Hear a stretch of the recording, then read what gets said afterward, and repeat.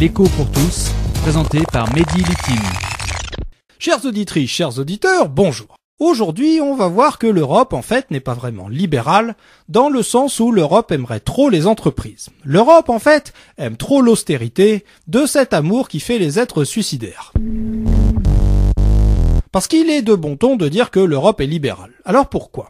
Eh bien parce que l'Europe s'est construite d'après l'idée que pour éviter les guerres entre les États, surtout, il ne fallait faire ni confiance au bon vouloir des peuples, ni à celle de leurs gouvernants, parce que les peuples, historiquement, et d'autant plus qu'ils souffrent violemment d'une crise économique, se révèlent volontiers amateurs de xénophobie, et que leurs gouvernants, eux, se révèlent souvent amateurs de leur peuple et de leurs Marocains. Du coup, l'idée de l'Europe, c'était de créer la solidarité qui semblait la plus solide qui soit, c'est-à-dire la solidarité des intérêts, la solidarité de l'argent, qui liait les grands chefs d'entreprise entre eux et qui les liait un peu trop souvent aux gouvernants et à leurs Marocains. Du coup, se sont dit les pères de l'Europe, si je crée un énorme marché commun dans toute l'Europe, dans lequel les chefs d'entreprise vont pouvoir gagner de l'argent, ces chefs d'entreprise auront tendance à exiger de l'amateur de Marocains qu'ils n'écoutent plus les propos xénophobes des peuples en crise. Oui, mais voilà, l'Europe ces dernières années n'est plus libérale dans le sens où elle aimerait trop les chefs d'entreprise et pas assez les petites gens. Parce que si, à l'évidence, les petites gens ne sont pas du tout pris en compte par l'Europe, notamment en ce moment au milieu de cette période de crise, eh bien les entreprises non plus.